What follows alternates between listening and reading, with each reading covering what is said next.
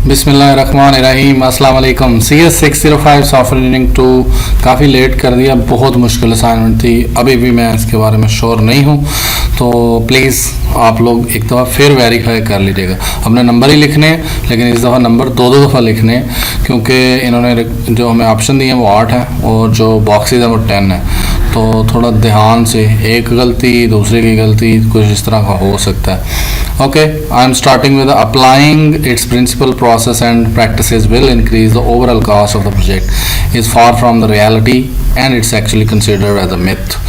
तो quality assurance के ऊपर जा रहा हूँ मैं। क्वालिटी एश्योरेंस जो है वो एक रूल्स को लेके, प्रोसेस को लेके और प्रैक्टिसेस को लेके काम किया जाता है, और उसकी वजह से क्योंकि क्वालिटी चेक करनी है तो क्वालिटी वाले पैसे भी चार्ज करते हैं। तो लेकिन बहुत सारे लोग कहते हैं कि जी ये सच नहीं है, वो कोई नहीं क्वालिटी इंक्रीज़ हुई।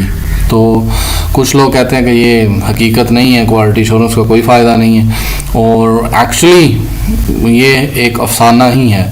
तो इसको कि ये मिथ और रियलिटी और क्वालिटी एश्योरेंस, इनका आपस में क्या लिंक है, तो वो मैं आपको दिखाना चाह रहा हूँ। तो यहाँ पे अगर आप देखें तो क्वालिटी एश्योरेंस मिथ्स और why it take so much time and why its cost is so much high, तो आपको जगह जगह पे इसके मिथ और इसके रिलेटेड आएगा कि वर्ड यूज़ हुआ है मिथ क्वालिटी एश्योरेंस के साथ। तो मुझे लगा कि ये इसी तरह ही है, लेकिन कोई हकीकत सामने नज़र नहीं आती।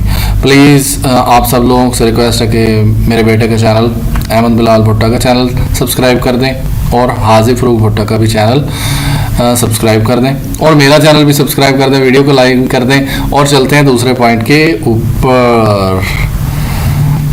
नेक्स्ट वन है to evaluate and track of various engineering activities with their already defined and followed software process for a specific project. So I'm going with umbrella activities. Why the word और इस word के base पे और track के word पे, evaluate के word पे, umbrella activities ने ये सारे काम करने होते हैं। एंड ये जो है वो हर प्रोजेक्ट के लिए, एक स्पेसिफिक प्रोजेक्ट के लिए ये प्रोसेस शुरू किया जाता है। मैं आपको इसके रिलेटेड कुछ दिखा दूँ कि जैसे कि टू एवेलुएट एंड ट्रैक किसी मखसूस प्रोजेक्ट के लिए पहले से, तो आपने करना क्या है, इसका उर्दू ट्रांसलेशन भी करें, इसको समझने की कोशिश करें। स्टिल हैव एक्सटेंडेड डे 11, सो किसी के नंबर नहीं करते, मैंने कभी एक्सटेंडेड डे के अलावा असाइनमेंट जमा ही नहीं करवाई। तो umbrella activity is a series of steps और procedure followed by to maintain the progress, quality, challenges, risk, और the steps umbrella activity involve through the. तो ये आप इसको ज़रा गौर से पढ़िएगा कि ये कुछ प्रोसीजर्स, प्रोसेसेस, इनको वो कह रहा है जो कि एक स्पेसिफिक प्रोजेक्ट के लिए होते हैं। हैवी कम्युनिकेशन और अम्ब्रेला एक्टिविटीज़, तो इनको एक दफ़ा रीड आउट करिएगा और लाजमी पढ़ के ये देखें मैंने what are the umbrella activities, software product tracking and controlling, तो ये चीज़ें इसके अंदर आती हैं। मुझे लगता है कि perform through the entire software process, तो वो बात भी उन्होंने की हुई है। तो मेरे ख्याल से मैं नंबर 2 अब क्लियर कर चुका हूँ within the already defined and follow the software process for a specific project. तो आई थिंक सो कि ये अम्ब्रेला एक्टिविटीज़ के रिलेटेड है। Next one, in case we are not concern about whether our project requirement are stable और unstable. जब एक चीज़ already बनी हुई है और हमने उसको री इंजीनियरिंग करना है, तो जब री इंजीनियरिंग कर रहे होते हैं, दोबारा बना रहे होते हैं, तो वहाँ पे रिक्वायरमेंट जो है वो स्टेबल नहीं होती। नहीं ये भी कर दो, नहीं ये कर दो, रहने दो, तो रिक्वायरमेंट जो है वो स्टेबल नहीं होती। फिर हम जो अडाप्टेशन क्राइटेरिया है वो हमारे लिए इररेलेवेंट हो जाता है। मैं ये क्या कही जा रहा हूँ, अडाप्टेशन क्राइटेरिया, तो आपको यहाँ पे मैं दिखा दूँ कि ये जो है ना अडाप्टेशन क्राइटेरिया, तो इन अंदर ये चीज़ें मैटर फिर नहीं करेंगी कि स्टेबिलिटी ऑफ रिक्वायरमेंट और ये चीज़ें जो हैं वो उनको मद्देनज़र नहीं रखा जाएगा जब हम री इंजीनियरिंग करेंगे। जब नई डेवलपमेंट होती है, ये देखें ये री इंजीनियरिंग के बारे में लिखा हुआ है, मेंटेन, एनहांसमेंट, न्यू डेवलपमेंट। तो जब री इंजीनियरिंग करते हैं तो उसके अंदर जो है वो इसका कम रोल है, उसकी जो सिलेक्शन बेस है वो अगर वो 1.2 से लेस होती है तो वो हमारे लिए प्रॉब्लम होगी, वो हम उसको नहीं देखेंगे। ये देखें री इंजीनियरिंग फैक्टर, तो इन में अडाप्टेशन क्राइटेरिया में री इंजीनियरिंग फैक्टर क्या होता है, 0 होता है। इन चीज़ों को हम नहीं देखते, इररेलेवेंट होता है। तो I think so I am again on the same path कि आपको मैं सही करवा दूँ। नेक्स्ट वन है work according to its basic principle that is to minimise to change और variation is much as possible. तो बेसिक प्रिंसिपल पे काम करें और minimise the change and variation, तो मेरे ख्याल से ये क्वालिटी कंट्रोल है और मैं आपको इसीलिए साथ साथ समझा रहा हूँ। और मैं चाहता हूँ कि कोई बंदा नीचे कमेंट करे अगर उसने मुझे से ज़्यादा इसके ऊपर अटैम्प्ट की है तो मैं उस कमेंट को पिन कर दूँगा, फिर आप देख लीजिएगा। तो ये देखिए quality control, if data provided QA define the problem management, necessary resources fix, enhance the activities, desire quality control. Next question that we need us to define how to assess quality, and we are going to make sure our process deliver the product with the desired quality. How we are going to control the basic principle of control, heart of quality control. I'm 100% sure कि ये मैंने पहले नहीं इस तरह देखा था, मैंने इसको अलग से ही एनालाइज किया था। तो ये है जी आपका 2 कंफर्म है। Not necessary to have a knowledge of programming and technicalities.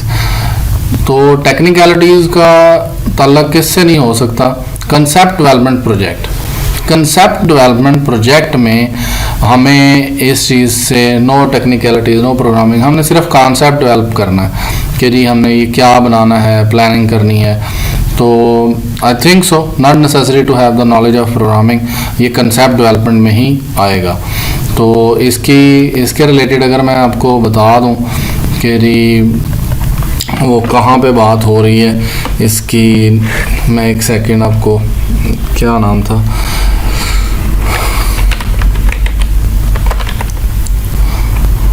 Concept development project, तो ये अगेन यहाँ पे ही है कॉन्सेप्ट डेवलपमेंट प्रोजेक्ट। तो इनको भी इसी के साथ ही लिंक किया गया है।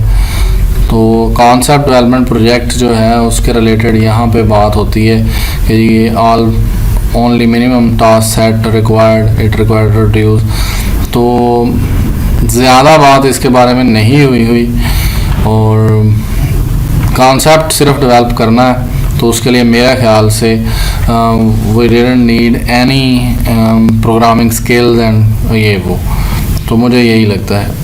नेक्स्ट वन है it is important to consider the adaptation criteria about the stability of our requirement. This factor requirement stability is relevant for these projects. तो कॉन्सेप्ट डेवलपमेंट जो है अगर मैं उसके ऊपर आपको लेके जाऊँ तो कॉन्सेप्ट डेवलपमेंट ये देखें, तो जब हम बात करते हैं कि जिनके थ्रू हमें पता चलता है कि जी अच्छा वाकई ही, तो ये सारी जो है TSS डिग्री, तो the project manager now need to use the experience to determine which of the two approaches should be taken, structure and strict। तो कॉन्सेप्ट डेवलपमेंट हमें बताता है कि कौन सी चीज़ हमने रखनी है, कौन सी चीज़ हमने नहीं रखनी। स्टेबिलिटी ऑफ रिक्वायरमेंट भी हम कंसिडर करते हैं और बाकी चीज़ें भी कंसिडर करते हैं। तो जब हमने नया प्रोजेक्ट या जो भी बनाना हो, it is important to consider the adaptation criteria. तो कब हमें अडाप्टेशन क्राइटेरिया कंसिडर करना चाहिए, तो वो जब हम कॉन्सेप्ट डेवलपमेंट प्रोजेक्ट को यूज़ कर रहे होते हैं तो तब हम इन चीज़ों को हम देख रहे होते हैं। या फिर अब यहाँ पे कोई ऐसी चीज़ है नहीं कि जो जिसके खाते इसको डाला जाए मेरे ख्याल से। तो ये मुझे 1 ही लगता है, अगर नहीं है तो भाई इसके ऊपर मैं अभी हाईलाइट कर देता हूँ कि ये मे भी गलत हो सकता है। तो इसको आपने नोट करना है, इसको देखना है। नेक्स्ट वन है responsibility of the choosing the process to be followed in order to complete a particular project. Responsibility of choosing the process. तो नंबर 3 के ऊपर क्या है Hari? Number 3 software team. Software team की जो है मैं उसके ऊपर इसको हाईलाइट कर रहा हूँ। Responsibility software team, responsibility of choosing the process to be followed in order to complete the particular project. तो सॉफ्टवेयर टीम हम लोग देखेंगे कि उन्होंने ही देखना होता है कि किस तरह एक प्रोजेक्ट के प्रोसेस को चूज़ करना है, फिर in order to complete this project. तो एक प्रोजेक्ट के ऊपर एक सॉफ्टवेयर टीम ही होती है। मैं थोपना नहीं चाह रहा, आप लोग इसे वेरीफाई कर लीजिएगा। आप इसको बुक के अंदर अगर आपने सर्च करना तो वहाँ पे भी हम चले जाते हैं, एक दफ़ा देख लेते हैं, क्योंकि मैंने शुरू में ये लगा दिया था। तो it had to immense research in a project team, productivity, quality, software, cost factor he made। तो यहाँ पे उसने लिखा हुआ identify the most suitable structure, तो उन्होंने करना होता है। Skill and experience does more over to join middle of the project. Middle of the project तो नहीं हमने सॉफ्टवेयर टीम को। तो task set to enable, define, develop and support the software। define, develop and support the software। तो कुछ ये process था, the process model define। तो मैंने इन चीज़ों को सामने रख के ही इसको चूज़ किया था। SQ group assist the achieving। तो SQ अगर हम लगाते उस जगह पे तो, लेकिन वो क्या करता है, कौन उसे सपोर्ट करता है टू हाई क्वालिटी प्रोडक्ट बनाने के लिए, कंप्लीट द प्रोजेक्ट। तो मेरे ख्याल से मैं सॉफ्टवेयर टीम पे जाऊँगा। नेक्स्ट वन है something that is applicable through out the. इस पे मुझे थोड़ी सी ज़्यादा खुशी हुई थी, क्योंकि ये एक चोर रास्ता या एक बिल्ली को रास्ता दिया था उसने कि जहाँ से भाई ये देख ले तो किताब में तुझे मिल जाएगा, लेकिन बड़ा ही इसको भी टफ किया हुआ था। तो देखते हैं मिलता है कि नहीं। ये भी देख लो, मैंने बड़ी कोशिश से ढूंढा था इसको, आपको मैं दिखाता हूँ। ये in fact SQA is an umbrella activity that is applied through। तो SQA I find out and SQA is an umbrella activity that is applied। तो मेरे ख्याल से इसका आंसर SQA है। तो I am 100% sure।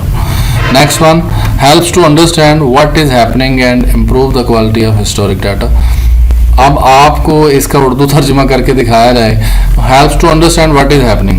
तो आपको मदद की जाती है। मैं बताता हूँ कि भाई आप सही नहीं जा रहे, आप सही जा रहे हैं। तो वो जो बार बार आपको बताना, हाँ जी आज का काम बड़ा फिट हुआ है, और फिर वो पिछले काम से मैच करके आगे चलना है। तो मेरे ख्याल से इसका आंसर कि आपको व्हाट इज़ हैपनिंग, क्या हो रहा है भाई, तो वो फीडबैक देता है। तो फीडबैक का एक लूप है जो कि आपको बार बार मिलता है, और हिस्टोरिक डाटा को भी कि पीछे क्या इसने कहा था, अब क्या कहा, तो उनको देखते देखते क्वालिटी को इम्प्रूव किया जाता है। आई think so, if I am not wrong, तो इसका फीडबैक लूप बनता है।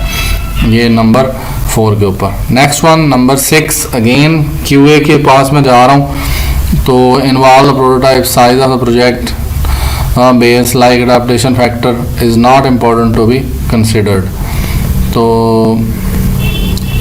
Prototype where the size of the project,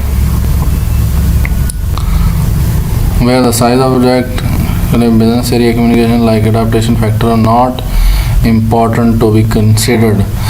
number 6 के ऊपर मैं लेके आ रहा हूँ इसको ही, 8 को।